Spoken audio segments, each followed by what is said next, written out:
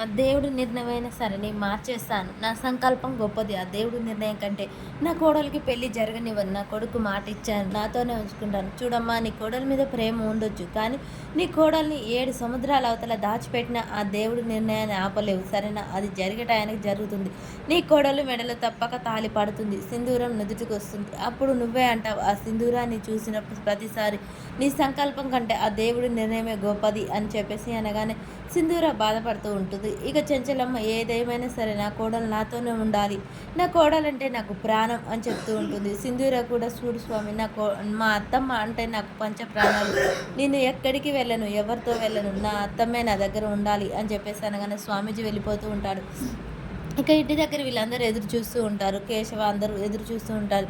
ఏంటి వదిన ఇంకా రాలేదు వీళ్ళు, ఇంకెందుకు వస్తే ఏంటి రాకపోతుంది, ఎలాగో అక్కడ పని అయితే జరగలేదు కదా, ఇక వచ్చినా రాకున్నా మనకు అనవసరం కదా అని చెప్పేసి అనగానే అంతే అంతే ఆయన ఇదేంటి నీ కొడుకు ఏదో పోటుగాడని పందిరి వేసి పిచ్చుకలు వచ్చి కూలగొట్టేసినట్టు పోటుగాడేసిన నిర్ణయానికి సరిపోయింది. నీ కోడలు గుంటలు తీసింది నీ కూతురే, నీ కూతురు అనవే అని చెప్పేసి వీళ్ళిద్దరు మళ్ళీ గొడవ పడుతూ ఉంటారు.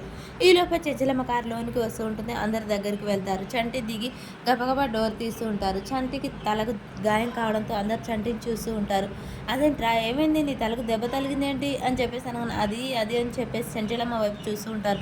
ఏమైంది చెంచలమ్మ చెప్పండి ఎవరో ఒకరు అనగానే ఏం లేదయ్య గారు, చిన్న గుళ్ళో తగాదా తగిలింది. ఇంటి తగాదా, నేను అప్పుడే చెప్పాను రా చంటి నీ నోరు తిన్నగా ఉండదని.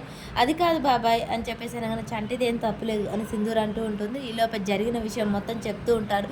అలా చెంచలమ్మ అందరినీ అక్కడ చితికబాదటం, వాళ్ళు చెంచలమ్మని కొట్టడం, ఇలా చంటి అడ్డం పోవడం, చంటికి కూడా దెబ్బ తగలడం, అలా అన్ని విషయాలు చెప్పేసి అమ్మగారు సింహంలా వాళ్ళ మీద పడి శివంగిలా కొట్టేసింది, అందుకే ఇలా జరిగింది అని చెప్పగానే ఇక అందరి గుండెలు జారిపోతూ ఉంటాయి. అమ్మో మా గురించి తెలిస్తే మమ్మల్ని ఎక్కడ కొట్టేస్తుందో చంపేస్తుందో అని చెప్పేసి వీళ్ళు భయపడుతూ ఉంటారు.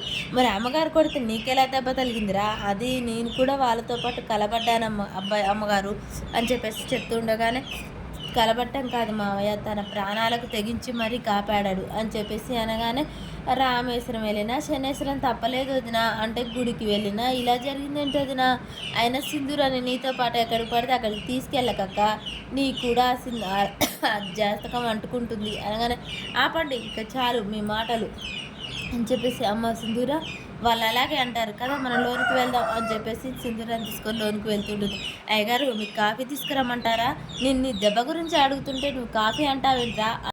ఇక చంటి గురించి ఆలోచిస్తూ ఉంటాడు కేశవ. మరి ఆ పెళ్లి గురించి కూడా చంటి కేశవకు చెప్తాడా, అసలు ఏం జరుగుతుంది అనేది మనకు నెక్స్ట్ వీడియోలో తెలుస్తుంది.